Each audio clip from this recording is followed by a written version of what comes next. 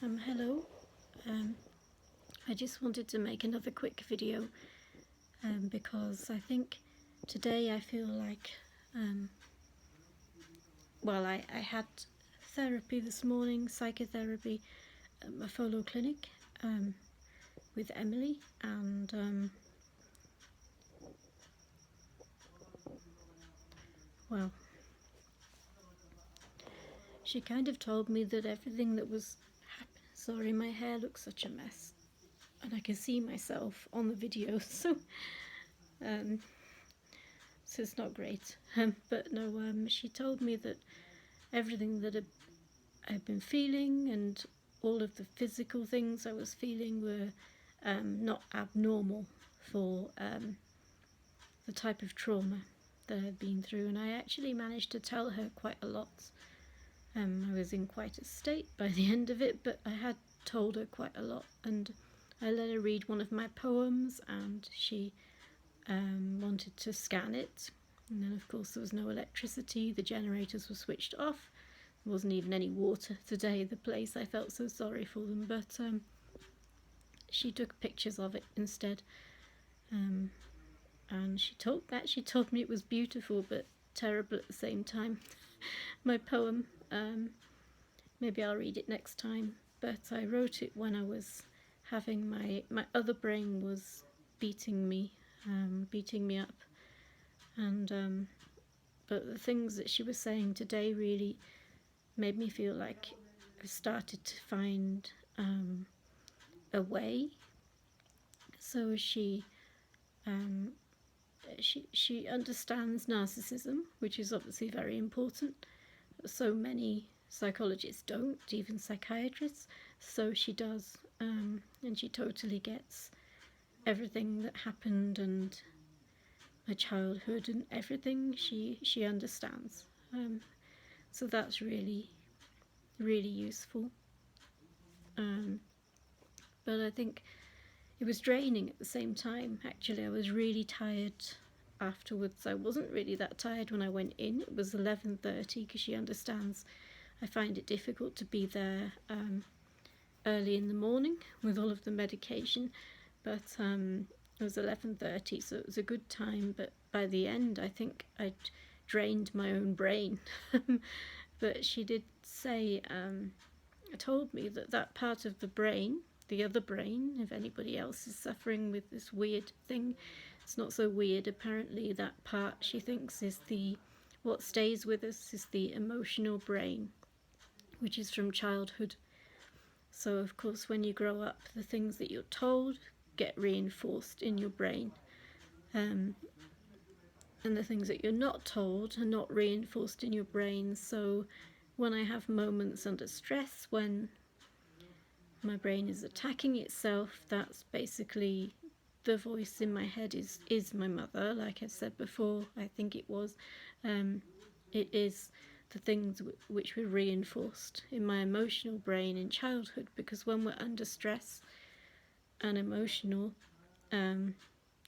we rely on that brain because that's the one that everything has been reinforced in. So it made a lot of sense to me that I could never trust myself because I was always told I wasn't good enough. So that's deep within my brain is still there, and it might be there forever, but I might be able to learn enough to help me deal with the effects of it.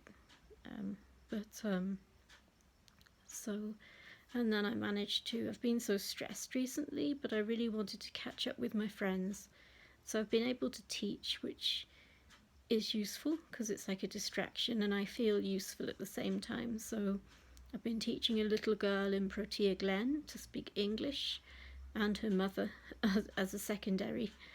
And I've also got a student locally in Orlando West who's doing grade 11 science. So I'm teaching him as well. So I've got a bit of an income, a bit less worry about finances. And I feel a bit more useful because NTF is on hold a little bit at the moment because we were struggling with funding, mainly struggling with the funding.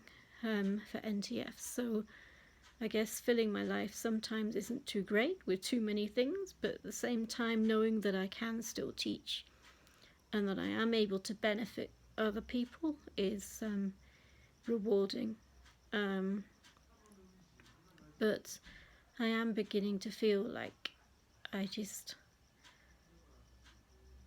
my mother, I don't know, it's really hard to explain, actually. Narcissism is really hard to explain. Not the concept of it, but the effect of it. So it was my brother's birthday on the 29th of April, so I sent a message via my sister-in-law. Of course, I don't have direct access to my brother, just to wish him a happy birthday. And it shouldn't have shocked me that I had no reply, but for some reason it did. It really hurt. And I kind of explained today to the psychologist that it makes me feel like I miss these people even more, who I do love, and that they've all gone, but they're still alive. So it's different to when people have died. Some people in my life have died, and it did impact me, but these people are all still alive, and there's so many of them, and I feel like they've just been taken from me. And I did find it upsetting, and I found it kind of, I don't know, it seems selfish to want my brother to respond, or somebody in the family to respond. Why should they? If they think that I've wrecked everything. But it did really hurt. I did find it really hurtful and isolating, lonely in a way. Although I'm surrounded by people here, I still feel like, therefore, my family has a problem with me. They still have a problem with me. After I've started talking to this psychologist, I've done so much work to get to where I am now. There's been bumpy bits along the way since I've been in South Africa, but I've never been at a place where I am now. So I'm currently speaking to 2 psychologists, which is incredible. One at Barra, who I'm going to tomorrow morning to keep that link, and this one which they suggested I try at Mofolo Clinic. So from a cultural perspective, it's quite good because I get the perspective of 2 different people. And my mother, coming from St. Helena, was a mix of cultures, obviously, and I'm a mix of cultures as well, so it may be beneficial to have 2 different psychologists from different cultures. A lady at Barra, I think she's Zulu because she's Rita Bile, and then Emily is obviously a local South African white person. She's not Afrikaner, but she's of British descent, and both of them have really picked up on my feelings, and kind of shown understanding, which is good. I don't know if there's much point in this video, to be honest, but I just wanted to update to say that I did do that today, and I maybe should feel more successful about what I have achieved, especially with the teaching and my work here, than more than worry about what I haven't managed to do, or that I've upset so many people. I don't give myself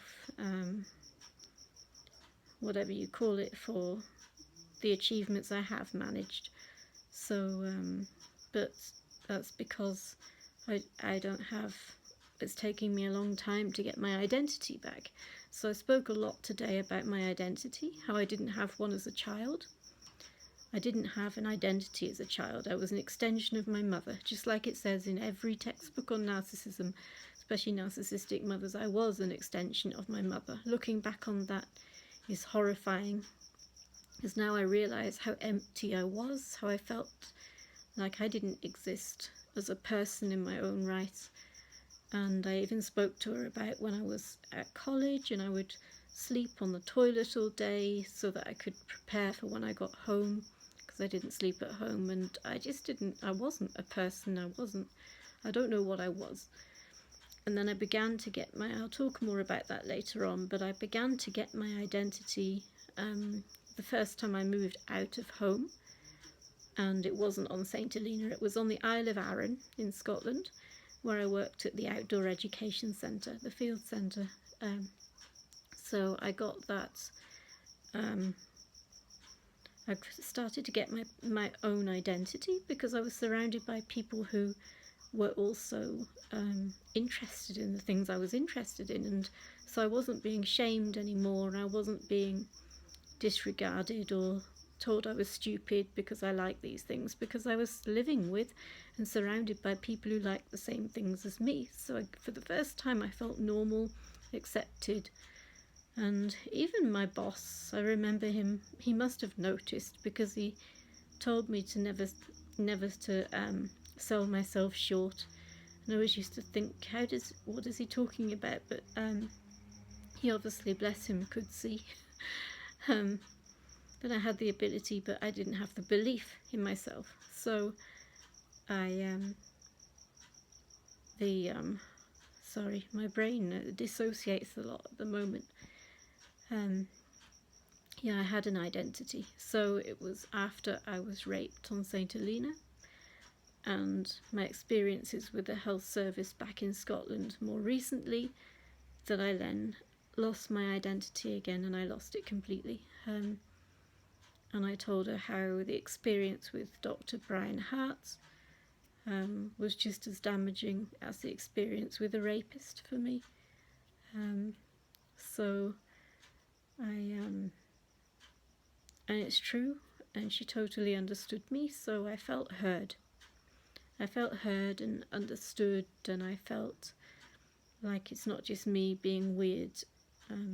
So yeah, I don't want to talk too loud because it's night time and there's people watching TV next door and they'll probably wonder why I'm talking to myself. But I just wanted to make this video to yeah, I think I'm really starting now. I'm on the journey. I'm already travelling around on my own. Okay, I had a problem after the funeral. It triggered things from my past about coping with death, or not coping with death in my case, and then the next day I couldn't go to work, but I punished myself to hell and back for that. I really, really, really punished myself. And in the end I didn't need to, because the child's mother, understood totally. She's from a Zulu background, so she understands how draining the experience can be. She's from the same culture, so yeah, I didn't need to be worried about what happened, but I was drained. It just really, and I don't think I was prepared for how it would affect me. But the journey I'm on, I am travelling by myself. I'm travelling in taxis, in combi taxis, which the UK government and many others, incidentally, advise you not to do when you're in South Africa. But when you're in South Africa, that's the way to travel, you know, so that's how to get around. Seriously, you can't use an Uber to go everywhere. It's not feasible. It's not affordable. So taxis are the way to get around. So, but to think that I couldn't get on a bus in Scotland with no people on it and a reasonable driver, not Colin McCrash, not him, but yeah, I couldn't leave my house. I couldn't get on a bus.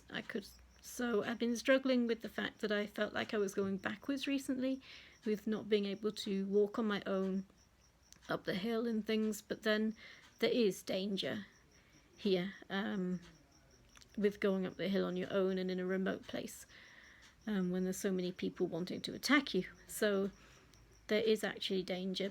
And the taxis, maybe I feel comfortable because people tend to greet each other a lot here, a lot more than they would in Scotland. Say you get on the bus, you might say hi, you might not say hi, you just sit down and that's it. But you're so close together in the taxi. It's not great for COVID, obviously, but it's kind of more of a communal feel, and you feel that you're with people and therefore you're supported. I don't know if that makes sense to anybody, but that's how I feel. I feel less like something's going to happen to me in my body because I'm around these good people. and they're always so friendly, so good to me. So it's like a safety. I feel safe traveling around on my own in these taxis, even in the middle of Johannesburg, where it's not safe. But I don't go wandering around Hillbrow, nothing like that. But I'm just saying that things are blown out of proportion when it comes to advising people what to do and what not to do. Some of it's way blown out of proportion, but to think that the one thing I have done on my journey so far is I've been able to regain some of my independence. So, and I've worked hard, not just me, but the people around me, the family that I'm staying with, my friends, Nomtle and Clandler, who I work for, Lefuno, Lesejo, Sonia, Angela, everybody around me has really been part of my journey so far. And so as for the health service in the UK, obviously I'm still likely to be disregarded if I ever have to go back there. I'll think about that another day, but this health service here, I'm beginning to really feel that I can trust people and I can speak to them, and therefore I can finally start to unravel some of the mess that's in my mind from my upbringing and from all of the traumas. I can start to untangle that mess so that maybe if I get to do that, I don't have to hurt myself so much physically. I don't have to cause so much blood loss and so brain damage as well as smacking myself over the head. I don't have to do that. Maybe if I get to the point where I can understand and I can process it. So I'm beginning to feel a little bit more hopeful today. So it's been a difficult spell recently, but I'm feeling a bit more hopeful because I'm seeing a qualified psychologist who understands narcissism, and at least one of them does anyway. The other one understands emotional abuse, so, and they haven't turned me away. They're glad that I'm here, so, and I know that I wouldn't be anywhere near this stage if I was still in the UK now. So I am, I've got a little glimmer of hope in me that obviously I need to work hard. I'm 40, so I've got a lot to work on. But I need to work hard. I also need to learn how to look after myself, because I was never taught that. It's quite strange to say that on camera, but I was never taught to care for myself, ever. So I've got to kind of relearn everything that I should have learnt during my upbringing and didn't when I was at the stage when your brain is like a sponge and you're taking in all that information which is vital. For me, it wasn't there. The only thing that was there was danger and a fright and being scared all the time and not knowing who I was. So I have to relearn these things all over again. So it's tiring, but I just have to keep taking it one day at a time, as Pinky says to me. I went to see her today after the psychologist, but taking it one day at a time, and one day maybe I'll learn how to not need to punish myself for things and to accept myself, which I'm struggling with at the moment, but I'm really appreciative of all of the help that I've got here so far. And as I said, it's a bumpy journey, it's not smooth.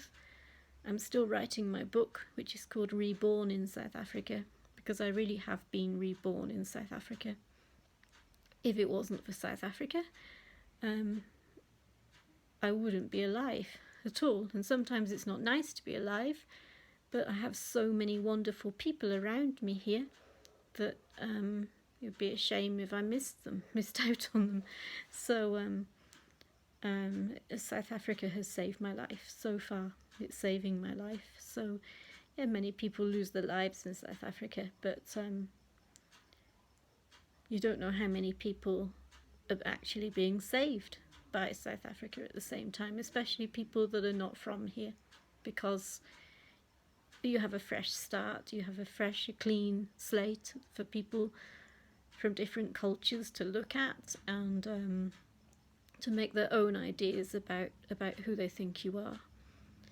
And so South Africa, for all of its problems and its the things we're trying to fix with NTF, and for all of the suffering, it's also a wonderful place. It's just incredible how I am able to get about. At least I should be more proud. I don't use the word proud of myself because it's not part of my vocabulary, but in your vocabulary maybe, proud of myself for being able to do things which were so difficult and impossible when I was in Scotland. Something as simple as being on public transport and being out of my house generally.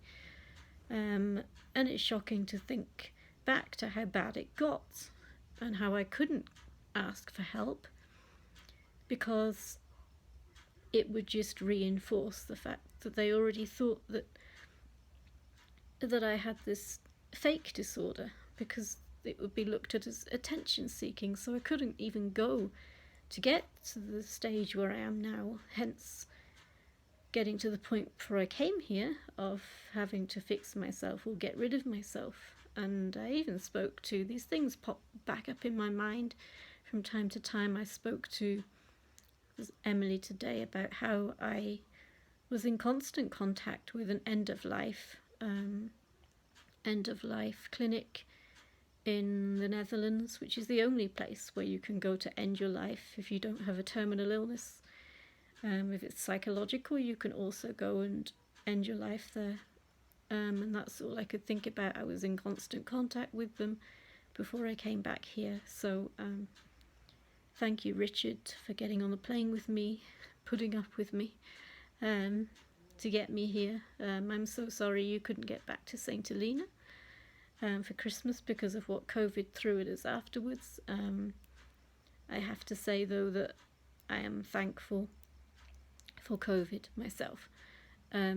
Not for the death and the destruction and the hit on the economy and things it's caused across the world and all of the suffering. I'm not saying that I'm grateful for that. I'm grateful for the opportunity that it's given me to kind of have more time to explore therapy and to have more time to be able to spend in a where I feel is a safe place. It actually isn't compared to Scotland, but what I feel safer and where I can trust people, so I can actually spend time here.